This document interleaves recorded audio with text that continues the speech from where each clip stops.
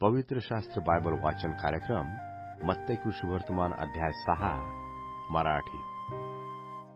मत्ती शुभवर्तमान अध्याय 6 मत्ती शुभवर्तमान अध्याय 6 गुप्त दान धर्म।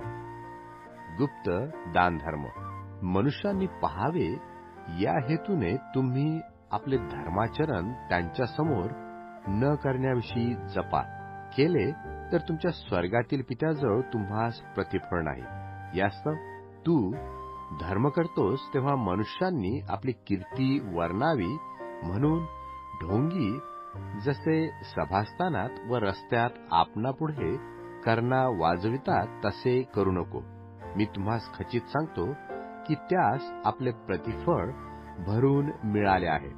तू तर धर्म करतोस तेव्हा तुझा उजवा हात काय करतो हे तुझ्या डाव्या हाताला कळू नये, यासाठी की तुझे धर्म करणे गुप्तपणे व्हावे, म्हणजे तुझा गुप्तदर्शी पिता तुला फळ देईल। गुप्त प्रार्थना। गुप्त प्रार्थना। तसेच तुम्ही प्रार्थना करता तेव्हा ढोंग्यासारखे होऊ नका, कारण मनुष्यांनी आपणास पहावे म्हणून सभास्थानात व चव्हाट्यावर उभे राहून प्रार्थना करणे त्यास आवडते। मी तुम्हास खचित सांगतो की ते आपले प्रतिफळ भरून पावले आहे।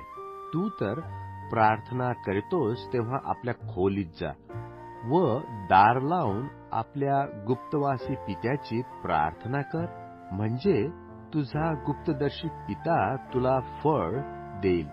तुम्ही प्रार्थना करता तेव्हा विदेशासारखी व्यर्थ बडबड करू नका।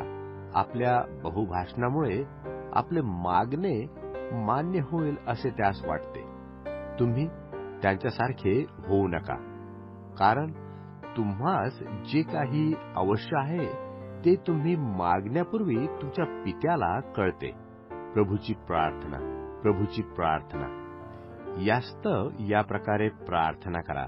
हे आमच्या स्वर्गातील पित्या, तुझे नाम पवित्र मानले जाओ, तुझे राज्य येवो, जसे स्वर्गात तसे पृथ्वीवरही तुझ्या इच्छेप्रमाणे हो।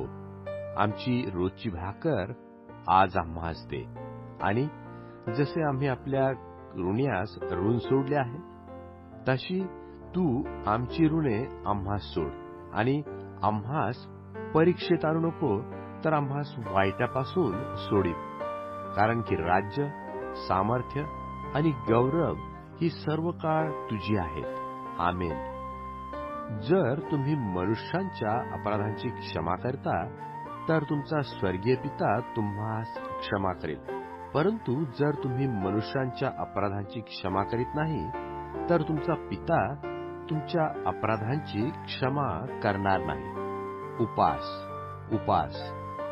तुम्ही उपास करता तेव्हा ढोंग्यासारखे ग्लानमुख होऊ नका, कारण आपणास उपवास आहे असे मनुष्यास दिसावे म्हणून ते आपले तोंड विरूप करतात। मी तुम्हास खचित सांगतो की ते आपले प्रतिफळ भरून पावले आहेत। तू तर उपास करतो तेव्हा आपल्या डोक्याला तेल लाव व आपले तोंड धु, यासाठी की तू उपास करतोस हे मनुष्यास दिसावे म्हणून नव्हे, तर तुझा गुप्तवासी पिता याला दिसावे, म्हणजे तुझा गुप्तदर्शी पिता तुला फळ देईल।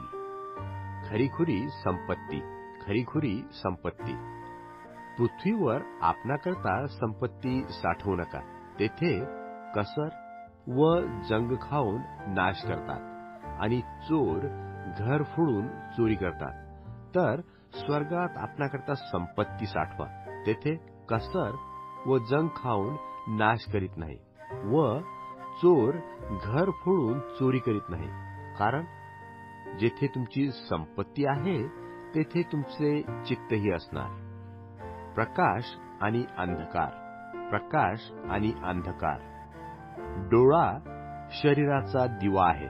यास्तव तुझा डोळा निर्दोष असला तर तुझं संपूर्ण शरीर प्रकाशमय होईल, पण तुझा डोळा सदोष असला तर तुझे संपूर्ण शरीर अंधकारमय होईल। यास्तव तुझ्यातील प्रकाश अंधार असला तर तो अंधार केवढा? कोराच्याने 2 चाकाची धनी करवत नाही, कारण तो एकाचा द्वेष करील व दुसऱ्यावर प्रीती करेल, अथवा एकाशी निष्ठेने वागेल व दुसऱ्याला तुच्छ मारेल. तुमच्याने देवाची आणि धनाचीही सेवा करवत नाही. चिंता आणि देवावर भाव, चिंता आणि देवावर भाव. यास्तव मी तुम्हा सांगतो की आपल्या जीवाविषयी, म्हणजे आपण काय खावे व काय प्यावे, आणि आपल्या शरीराविषयी, म्हणजे आपण काय पांघरावे, अशी काळजी करू नका.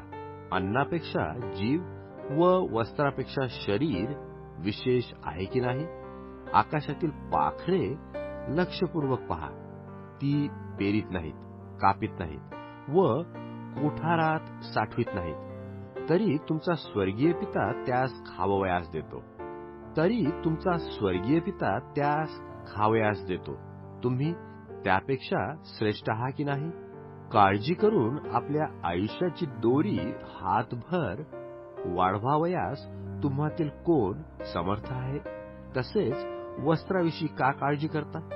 रानातील भुकमुळे कशी वाढतात हे लक्षात आणा. ती कष्ट करीत नाहीत व कातीत नाहीत. तरी मी तुम्हा सांगतो की शल्मोन देखील आपल्या सर्व वैभवात त्यातल्या एकासारखा सजला नाही.